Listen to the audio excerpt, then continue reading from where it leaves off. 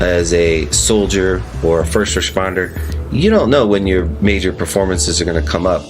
There's a mindset for before, there's a mindset for during, and there's a mindset for after. And the more you can get deliberate and aware of how to use that process, you can stay in the fight longer, and you can also perform better while you're on the job. Using emotions is the body's way to have some of the best performances that there are. Your breathing highly affects the way that you shoot a gun. What you really find when you go through pain and you go through some suffering is you find something on the other side that is really magical.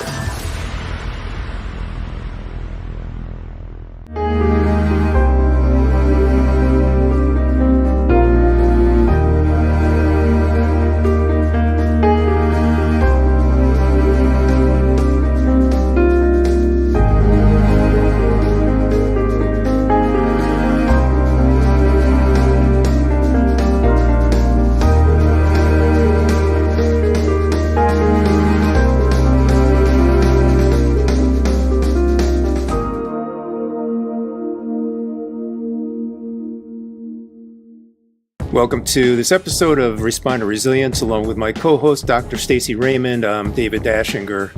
On this episode, we'll be speaking with mindfulness and performance consultant Erik Leslie about creating resilience and using mindfulness for first responder and military personnel.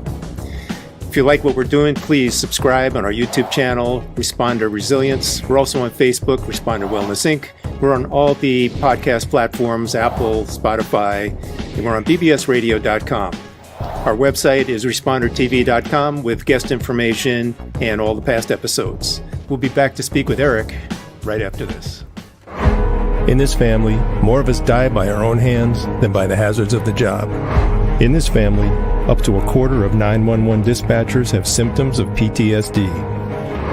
In this family, our mental health and wellness are in crisis, while responders are quietly suffering. In this family, many struggle with job-related stress, burnout, trauma, sleep disruption, substance abuse, and marriage problems. In this family, we can help the helpers with vital information and resources, resilience strategies, and success stories of overcoming the obstacles. In this family, no one is alone. Welcome to Responder Resilience with co-hosts retired Lieutenant David Dashinger, Dr. Stacy Raymond, and Bonnie Rimley, LCSW EMTB.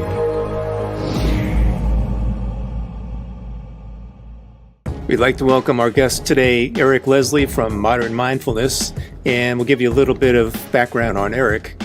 He's got 15 plus years of experience working as a mindfulness and performance consultant for the military, doctors, and athletes. And Erik has a rare combination of skills and experience in training the world's toughest careers.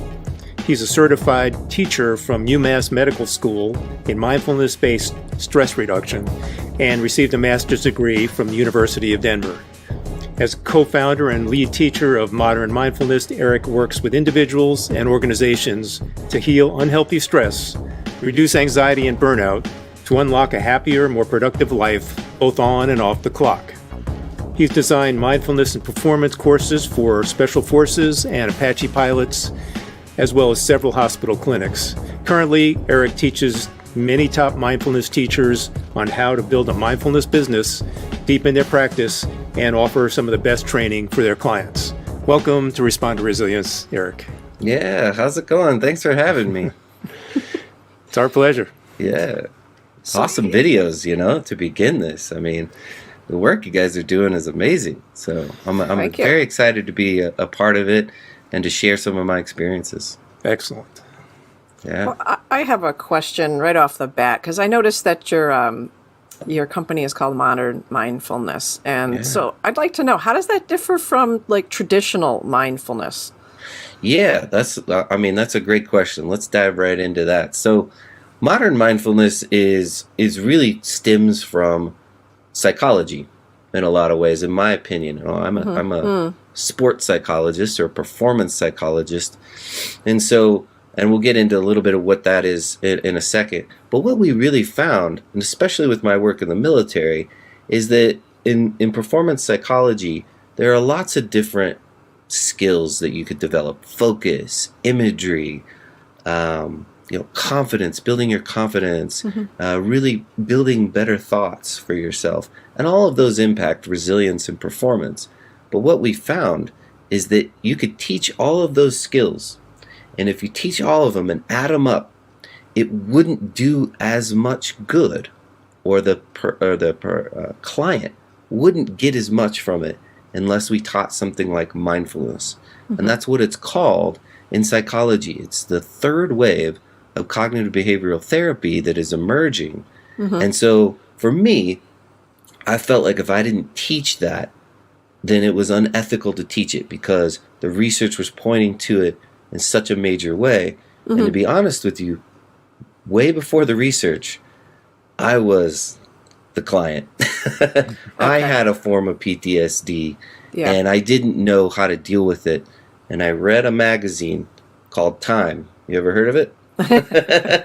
And it said the best natural stress reliever is mindfulness. And I said, gosh, I need that, because if I don't do that, I'm going to turn to other things like alcohol or drugs, and I just don't want to do that.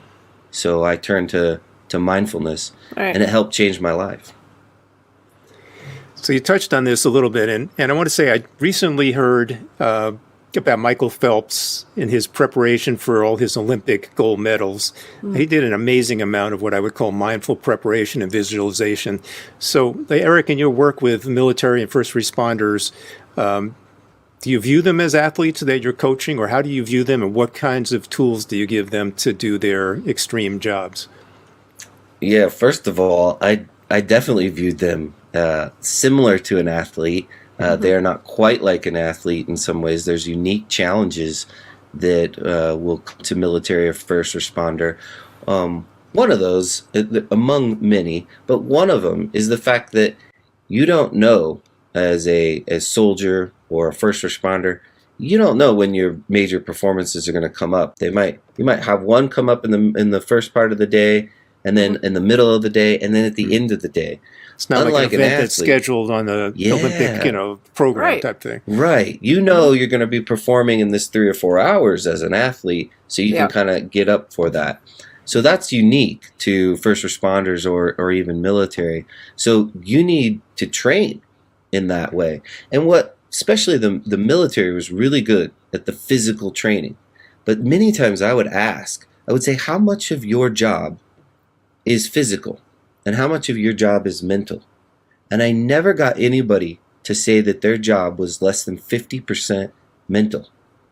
So if we're that good at training the physical, and that's what we're doing a lot of times, why aren't we training the other 50% of the job? Now, I had guys and gals also tell me and argue with until they were blue in the face that it was 90 to 99% mental. Wow. So if that's the case and you're not training that side or doing something to help that side, then there's a lot of your job that you're not being prepared for. So I really think that is part of what mindfulness training allows us to do. And I just want to be a little more specific in the modern mindfulness training. Not only are we using research to help what's going on, but there is kind of the therapeutic point of view of mindfulness. And there also is a more spiritual, religious point of view. And I just want to say that modern mindfulness is more of a performance and resilience type of way of looking at it. And how can we look at the research and science that is around that? Resilience, in a lot of ways, is the practice of what mindfulness is. And we're seeing that a lot of resilience training being around breathing and around resetting the nervous system, which is really what we're doing for a lot of military and first responders in the work that I've been doing. Great. I'd love to circle back to that more specifically in a minute, but I know Stacy has another question for you. Yeah. Do you think is it fair to say that the traditional mindfulness is more associated with the spiritual, I think when I first started hearing about mindfulness myself, I thought of like a woman in like a tight yoga outfit sitting in lotus position near a waterfall. and she's sitting there for an inordinate amount of time, and I'm like, that looks uncomfortable. Would you say that that's what the traditional mindfulness is associated with, and that's why some people resist it? Yeah, I would say that. I also think that they think it is associated with some religion, and you can use a lot of that for spiritual purposes or religious purposes. But in the context today of modern mindfulness, we have stripped out some of that, and we have said, hey, this is more secular. This is we're going to teach health around this. And I know that, in the little town that I live in, the police chief was in talks with us, and they said, well, I just don't know if I can have my guys, meditating. And I said, that's not really what is going to be happening. We're going to be going through some exercises. Some of them are similar to that, but it is not necessarily a religious meditation of some kind. We're not going to be just sitting in lotus posture and, kind of Ace Ventura number 2 type of stuff here. We are going to do some other mental and resilience type of work that is around how do we really change our way to respond to stress. And the only way to do that is to practice something. Practice these mental skills. It's like going to the gym for your mind. And if you don't go to the gym, then you're not going to get the not only the resilience, but the endurance mentally and emotionally that it takes. Yeah, and just to circle back to Michael Phelps, he had this absolutely rock solid routine that he would start for his workouts and for a competition that, he's probably spent more time on that than he actually did doing swimming workouts. And obviously it did amazing. It proved to be amazing for him and his record of gold medals. Won't stop tonight. Won't stop tonight. I won't stop tonight. Stick it to your memory, and this is where we be.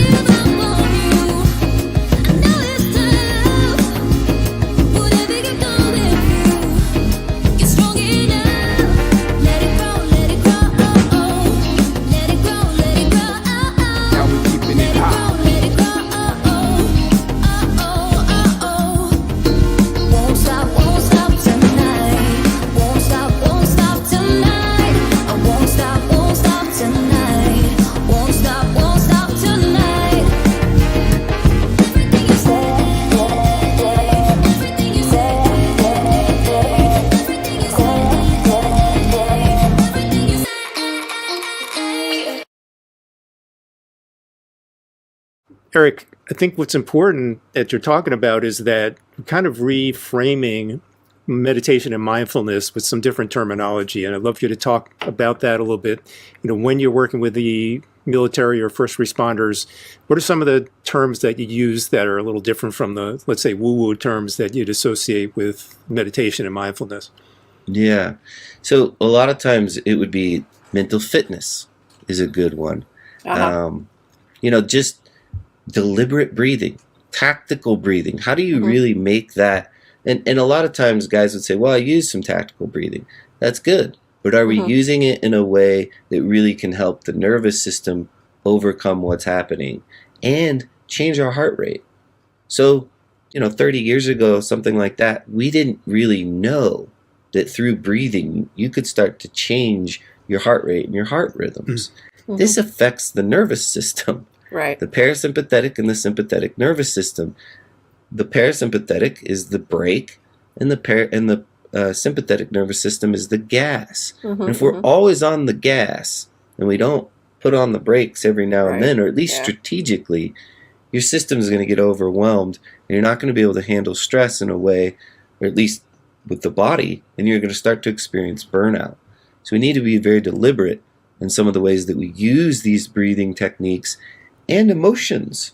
Emotions affect the body on such an incredible level. And those are the things that we want to, swipe under the carpet a little and say, wow, I just don't want to feel everything. Well, we're humans. We use emotions, and we need to be able to use them effectively in order to increase resilience and performance. there's this psychological phenomenon called compartmentalization that happens both for military, when they're faced with a situation, and first responders. I think it's natural, and I think that they detach from their emotional response to what's going on, and then tuck it away, kind of compartmentalize it. Are you suggesting that they don't do that, or they practice not doing that, or that they later make it a practice to face what it is that they tucked away and do it in a calm fashion? What are your thoughts on that? Yeah, I think sometimes it depends on the person and what in the situation, obviously. But in general, what we do know is two things. One, if you are always stuffing those emotions, you're going to have physical issues. We know that now. Right, the mind and the body aren't necessarily separate. So if I want somebody to have a long, healthy career, they're just not going to be able to do that, because they're going to start to have different types of physical and mental problems over time. Right. You could do that for a couple of years and be effective. Yeah. The other thing is this. If I or someone else wants them to perform at their peak, then emotions become relatively essential. Right. Using emotions is the body's way to have some of the best performances that there are. Mm-hmm. And so being aware of what they are, being aware of how to use them, and how to up your tank when you're low on that stuff. Because, I worked at the doctor's clinic for a long time, and they would ask, what do we do after, quite frankly, someone doesn't make it in the operating room? We may even know it's someone's fault, and it was super emotional, and now I have to go to the room next to me and talk to a client, and maybe even deliver bad news, maybe deliver even good news. Right. But I just walked out 1 minute ago of this somewhat tragic situation, and now I have to confront this person. How do I do that? Sure. And the only way is to take just a little bit of time transitioning, and also try to pull your tank through, because you're feeling exhausted emotionally. This happens to athletes too, right? You watch some of the games that they lose. They had an emotional or very close game the week before or the game before. And so it's really hard to get back up emotionally. Yeah. And so you can do that through specific breathing techniques and through some emotional techniques that can help you. Is it going to make you 100% all the time? No. But if I have 50% left in my tank, I sure as heck want to get the best out of that 50%. Right.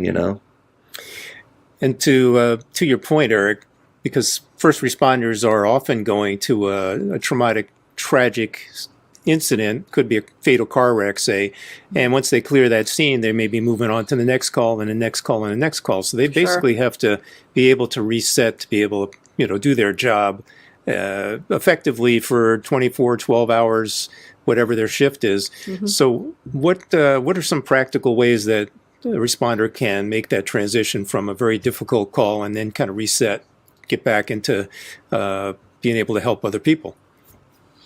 Yeah, so there's a couple things that they could do. What I think the best thing that they can do is start to, depending on how they're transitioning. So if they have to go immediately, I would for sure take a couple deep breaths and recognize what happened. Instead of just stuffing it down, just recognize, okay, this did happen. Mm-hmm, mm-hmm. This is how it was responded, and sort of do their best to accept what has occurred.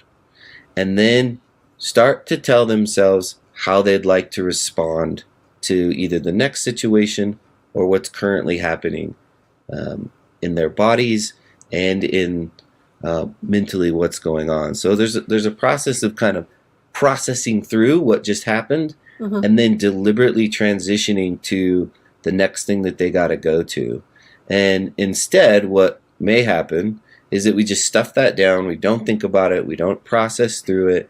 And we don't even go on to we sort of go on to the next thing, but we're not super present on what's going on and really how our body feels. I mean, it's okay to even experience some sadness.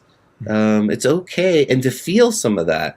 When I feel sadness or difficulty, feeling that a little, because our tendency is to block it out, push it away. Yeah. So to some degree, leaning towards it and saying, that was difficult, and it's okay that it's difficult, but I'm going to breathe through it for a little bit. I'm going to process through it, and I'm going to then deliberately transition to the next thing. And so really then cueing your mind to think about what's next and how you would like to be in that situation and how you'd like to respond to that. And then I'd also say at the end of the day or at the end of the next day, but soon after, process through it again. Take some time out. See where you're at. Take 10 minutes. Take 20 minutes to reset the body, to reset the nervous system, to see where you're at. Because all that stuff will start to come up again. And to be able to deal with it and process through it is really going to be helpful, especially for the body and your nervous system to go through. Right. I think people are afraid to do that, though. It's like they don't want to face it, especially when they have never practiced what you're talking about. How do you get first responders and military personnel to face what just happened? Yeah, I mean, it takes courage, right? It takes, it takes some mental toughness to do that. It is a choice to say, hey, I got to face some of that. So part of it is just acknowledging that it's a choice, and it's gonna take a little time to start to face that. I think the other thing too is we're always wanting to be tough, and we think toughness might be stuffing that and just not worrying not being about it. sad, not being sad, because sad might be equivalent to being weak. Exactly. If I let this get to me, I might be weak. I mean, I've run into that with veterans and first responders. But we know that's not really true, right? That's not exactly what the human spirit in some ways is really getting to. The human spirit is really connecting with people and connecting with ourselves on this deeper level. And what you really find, because I've done it myself, what you really find when you go through pain and you go through some suffering is you find something on the other side that is really magical. Sure. And you find something, a depth to yourself. And life isn't always rainbows and butterflies. And so to some degree, we'll make some rainbows and butterflies. That's awesome. But it is really about taking on some of that stress and some of that pain and saying, hey, I'm going to face it. I'm going to face some of that. Because a lot of times when you go through it, there's some beautiful things on the other side. I mean, you know why it's so difficult? A lot of times it's because we care so much. There's some really, really beautiful emotions on the other side of it. Right. And one other thing. The thing, too, is tough things happen. And we have to face them. But a lot of times we don't have to suffer over them. It's the resistance to all of this bad stuff that creates difficulty. Right. Yeah. So if there's pain there. Sure. But if we add to that pain by pushing it away, right, or by wanting more really great stuff in life, right, then that creates more problems. There's that Buddhist belief, that which you resist will persist, and I see that all the time. And so I try to teach that to my clients, that you're fighting this right now, and if you could just face it, just dip a toe in it. You don't have to dive into the deep end of the pool of that call or that emotion. Just dip a toe in it and see that you can handle it. Your nervous system is designed to handle sadness and anger and loss, whatever, grief, whatever it is that you're having trouble with. Fear. That's a tough one. I can't tell you how many times first responders and even veterans they'll well up because they're talking about something sad and they fight it. They're sitting there fighting it. And then if a tear drops, they feel defeated and they look at me and they won't look at me. They look at the ground and they say, I'm so sorry for crying. So sorry for getting emotional. And I'm like, please don't apologize. Like, this is the best thing for you right now.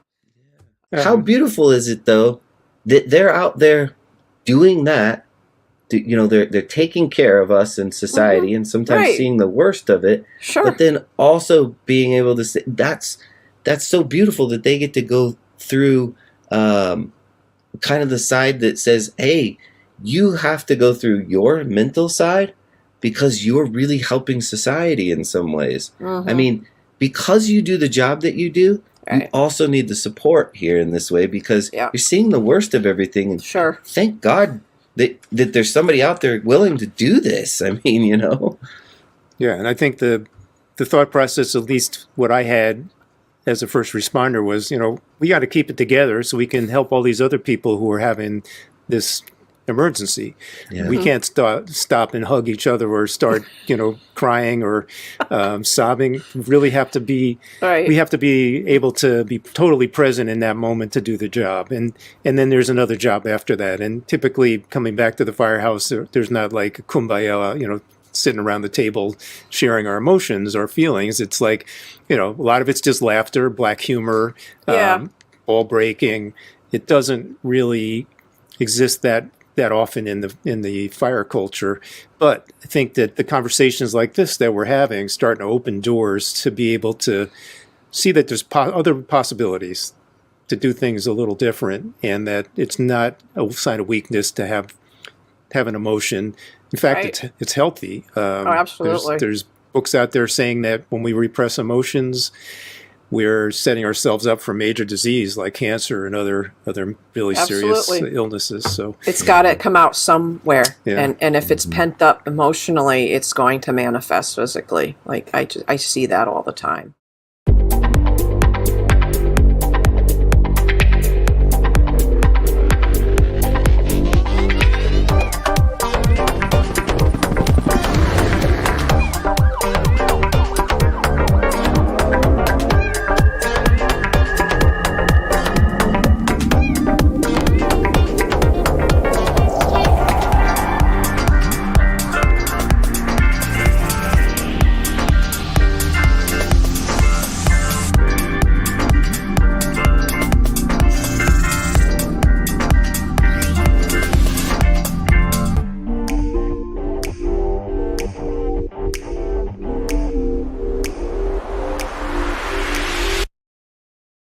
this is something that I think is fascinating, and I'd love you to talk a bit about it a little bit. And that's, in terms of mindfulness meditation, what does it mean to watch our minds? Like, are we thinking machines who can never shut off our brains? Are we observers? Are we, how do we fit into the picture of our brain and how it operates?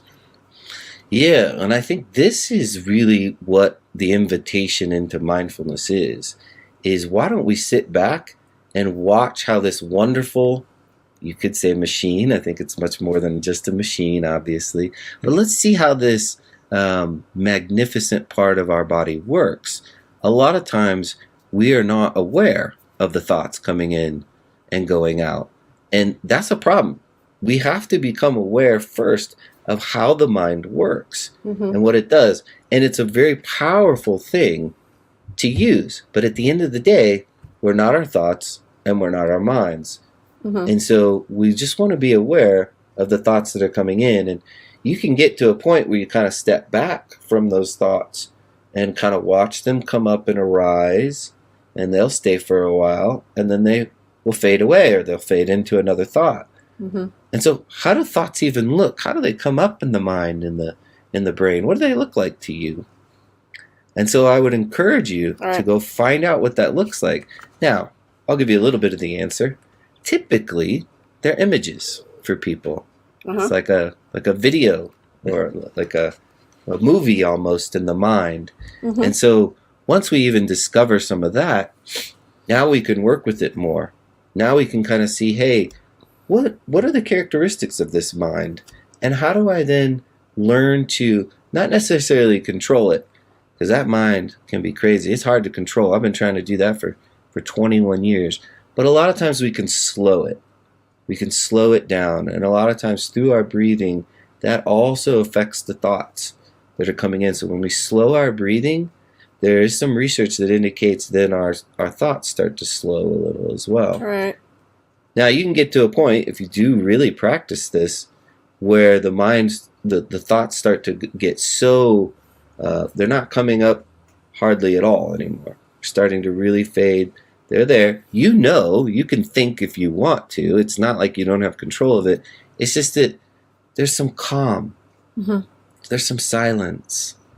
There's some peace. And it's really difficult to think yourself into peace. And so you have to have something else that brings you back down into that peace. So what about individuals who have post-traumatic stress symptoms of intrusive thoughts and sounds and smells? Are you saying it'll lessen if they sit with that image of the dead child in the car accident, like that they can't stop seeing, they don't want to see it, like to allow themselves to see it and breathe through it? What are your thoughts on that? Yeah, it kind of depends on, the severity of post-traumatic stress. Right. At the very severe, I think that research is pointing to a lot of grounding techniques to help them out first, and to start to, when their eyes get closed or when stuff like that happens, that maybe then we're using some certain techniques to help stay in the present moment right there. Because what's happening here is your mind is taking you to the past consistently. Yeah, right. Because it's saying, you need to heal this, or it's still happening. That's what, images stored in the limbic brain, which has no sense of time. It's as if the person is still there, and that part of the mind thinks they're still there. And so here, deal with it. Here it is. Here's that dead child again. You need to look at this. So I would guess if it's severe, they need treatment. Yeah, they need to work with somebody. They may need to work with somebody. And grounding techniques are very similar to mindfulness, but I would not probably tell somebody with severe PTSD to go into that immediately. But myself, I've had, medium, I would say, PTSD, and then it ended up being mild. And what happens is you sit and these things come up after, they bubble up kind of out of, what might be out of your awareness into your awareness. But they typically don't bubble up as intense as they were before. Sometimes they do, and you have to work with that a little. You breathe through it. You start to reframe it as it comes up, and you let it be there. Now that's not easy, but if you can let it be there, even just a little bit for a while, and then come back to it later or whatever it might be, you're processing through it. Right. So you're not stuffing it. You're not ignoring it, which is the other two things that we do. Sure. You're letting it come up, and it's healing. Just like you said, it's healing. And you're learning, I survived that 30 seconds of sitting and breathing through that. Nothing bad happened. Maybe I can breathe through it again when it bubbles up. Yeah, and you're present. Because there is a part of presence that you understand that isn't happening now, but it also is coming up in the present moment. And so there's still a part of you that's like, okay, that isn't quite happening now, and I understand that. But at the same time, it feels a little bit like it because I'm staying present. And the more you can stay present with that, those two start to, it's kind of like at first, it might be a 9 on 0 to 10.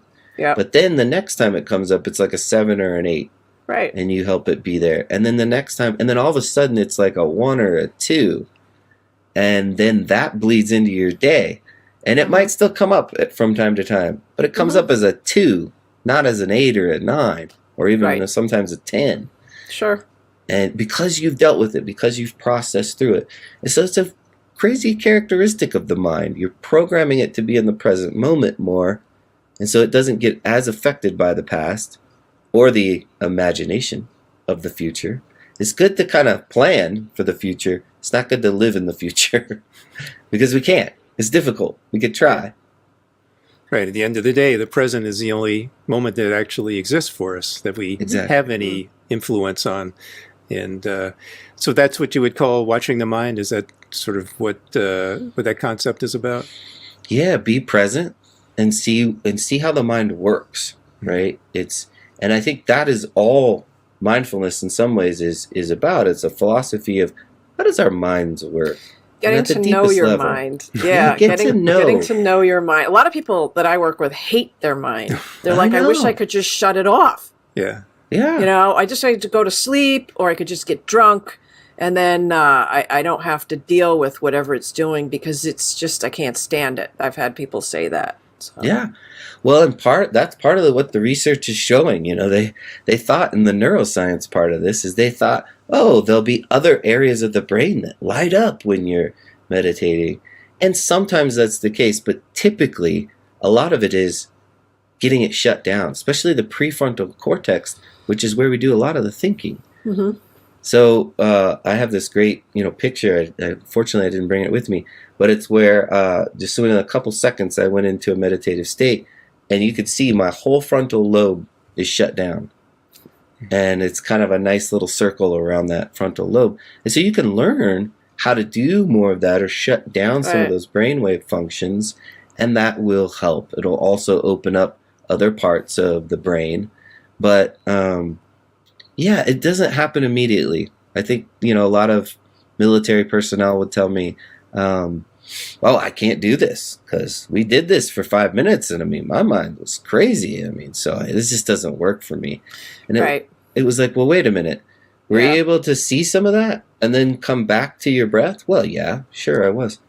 You were doing it. It was happening. Yes, just because it didn't, just because you didn't 5 go to minutes of absence of thoughts, like that doesn't happen to me. Right. You know? So you went to the gym, you lifted some weights, but you're not, Arnold Schwarzenegger yet, right? So calm down. Let's keep training here and see what happens to the tone, not just of our bodies if we were at the gym, but the tone of our minds, how we train it over time, and the strength and endurance that can happen from this type of training.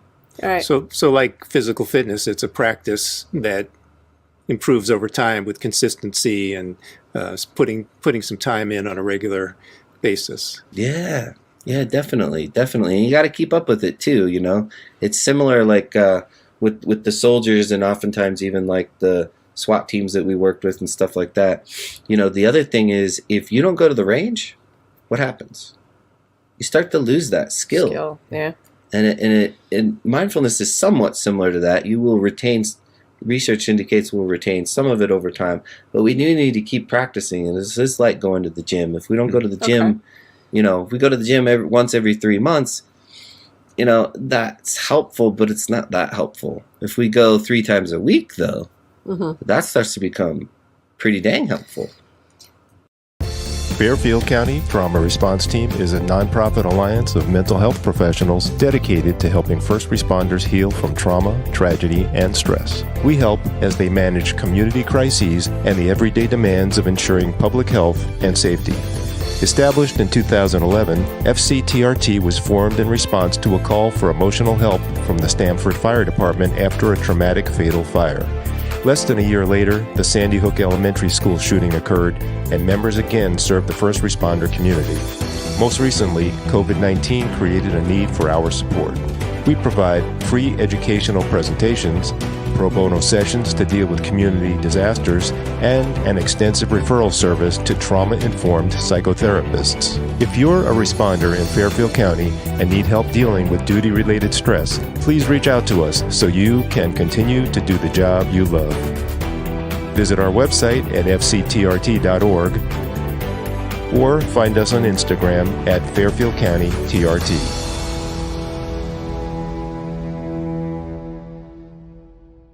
So what results can first responders and military look forward to? Can you speak to that? Yeah. What results? How long does it take?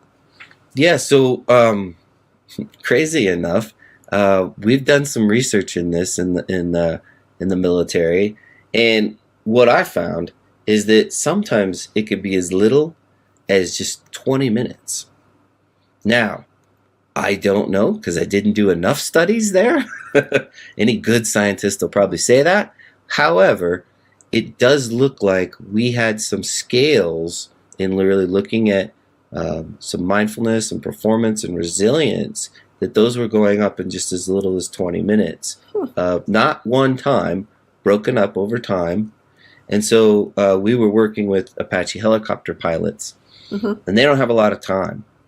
And so we didn't get them all that much. I got like 4 or 5 sessions with a group of them, and we did 5-minute mindfulness training with them. Okay.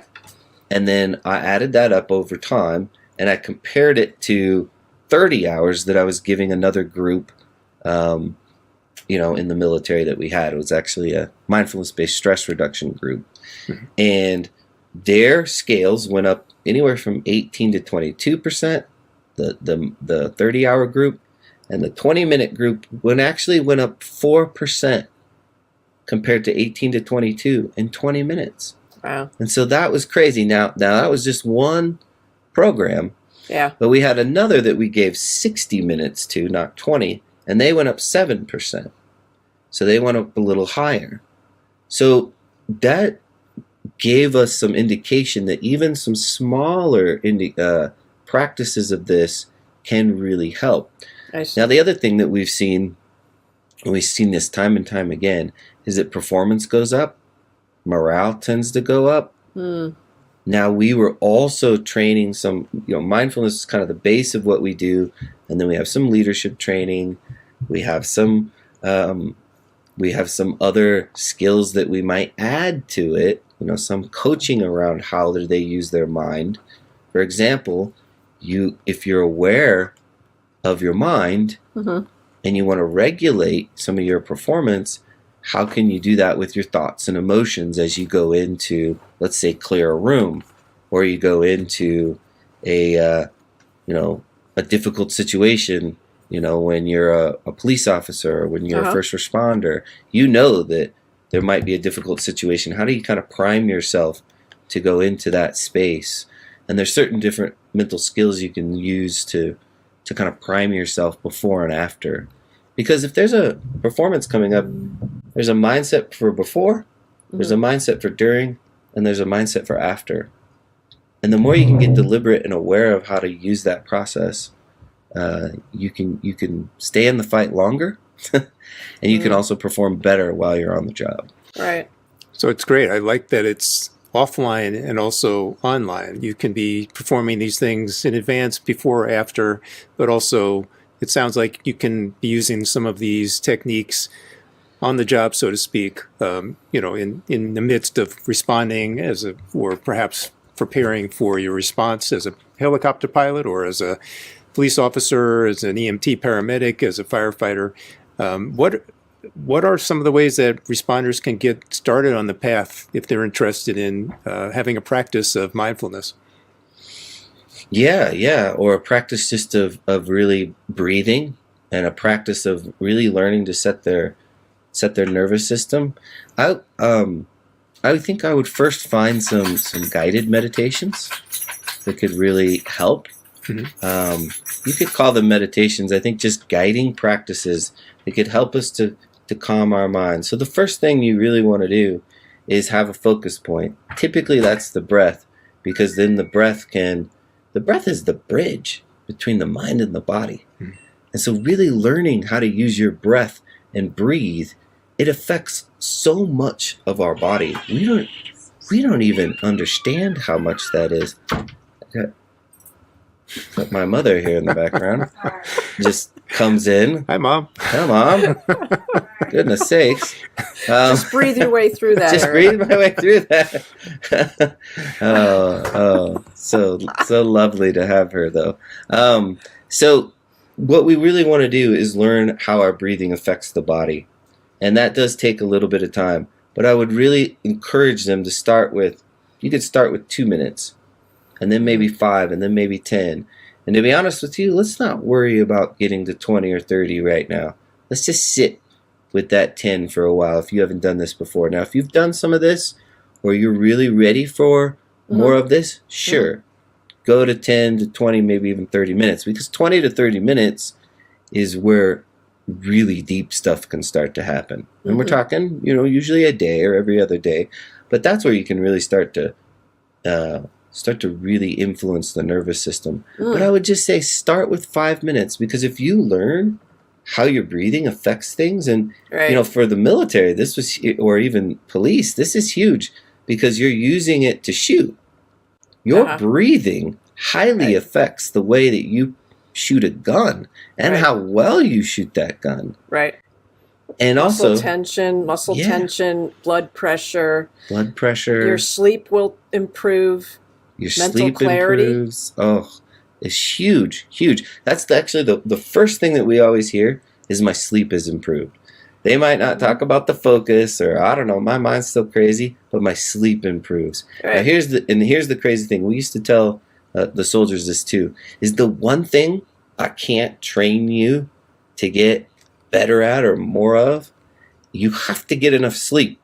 At a certain point, Yeah. mentally and physically, I can't train you to overcome sleep Yeah. deprivation.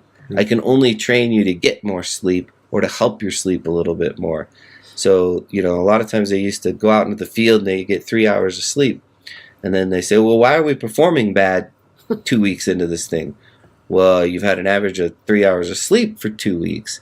So the only thing I can really help you with is how can you creatively try to at least get a little more sleep, because that's the one thing we can't fight against. But that breathing technique will help you put on the brakes and help your nervous system activate that parasympathetic, which is rest and digest, and that'll help you sleep more, and it'll help you sleep better. And that'll solve a lot of problems just in itself. Oh, sure. Yeah, very interesting stuff, Erik. And as we wrap up, is there anything that you wanted to touch on that we didn't talk about, or talk about how you offer your mindfulness training? Yeah. So first I would encourage you, and I know that some of this might be a little foreign to some people, or a little different, but I don't believe this is going away because of the effectiveness that we've seen from a lot of the individuals and units that we've worked with. I mean, Right. I worked with over 50 units. Some were special forces. Some went off to combat. And they came back begging for some of this because they saw how effective it was. Right. And so the one thing I will say too is that you want to use these skills before major events happen. You want to use it during, and you want to use it after. But if you wait until that event or that difficult event happens, or stuff bubbles up in your personal life, and then you're dealing with not just one thing, but you're dealing with a lot of different things, you want to have the skills before all that happens. Right. Research really shows that that's going to help you litigate the stress, and the PTSD doesn't develop as easily or as much if you have these skills in advance. So I do want to say that, even for the people out there that, might not have gone through super difficulties yet. But the other thing is, even if they have happened, it's never too late. And to have your mind and body and emotions functioning at an incredibly high level, it feels really good, and you can get help out there for that. So, and what I love about this work is there's nothing. If you go to a clinical psychologist, and maybe some of them should, that's awesome. They get the help that they need. That's great. But for me, you could come to me because you just want to perform better, or you could come to me because you want to be a little more resilient and help your stress levels. And so nobody really knows why somebody's working with someone like me. There's no stigma around that. Right. And I don't think there should be stigma around health or getting, maintenance around your mental part of yourself anyways. I do myself. I don't always have major problems. I just want to be a better version of myself. So come to us. You're already really good. We're just going to make you great. So I love that about some of the performance stuff that we're doing in resilience. So you asked, how could they get a hold of us? Yes? Yeah. Yes. Social Yeah. media, whatever, website. Yeah, What do you so we have a Facebook, of course, that they can get a hold of us. And we have a LinkedIn. We're very active in both of those at Modern Mindfulness, or you could go to Erik Leslie and look me up. But I would also say modernmindfulness.com, just spelling that out, modernmindfulness.com. Or they can also email me at erik@modernmindfulness.com. We'd love to help them develop a practice for themselves. We got a really vast network of teachers that we work with, because we also work with teachers. And so we have some of the world's best teachers starting to lead the way in this as well. And, we do a lot of organizational training around this. So to make teams really great, to make leadership really great, and help them understand how they can keep their guys and gals in the game, in the fight, for longer, Right. and keep them better in that way. Right. So, yeah. Well, it's been great having this conversation with you, Erik, and fascinating stuff. I think it's the leading edge of where things can be going in terms of improving performance for military first responders. And I salute you for what you guys are doing. Thank you so much for being with us today, sharing your information, and we'll put all your links up there on the page so people know how to get in touch with you. Thank you for what you guys do, and thank you everyone out there for what you do every day. It's so important, and it's so purposeful. So I appreciate that, and it's an honor to help serve you in the using my gifts as well. Thanks for being here, Erik. And please check us out we're on a bunch of different places. We're YouTube. Our channel is Responder Resilience. If you like what we're doing, subscribe, comment. We're on Facebook, Responder Wellness Inc. We are on bbsradio.com, Apple Podcasts, Spotify, all the other podcast platforms. And go to our website, respondertv.com, for past episodes, guest information, and lots more. Till the next time, stay safe, be kind to yourself, take care.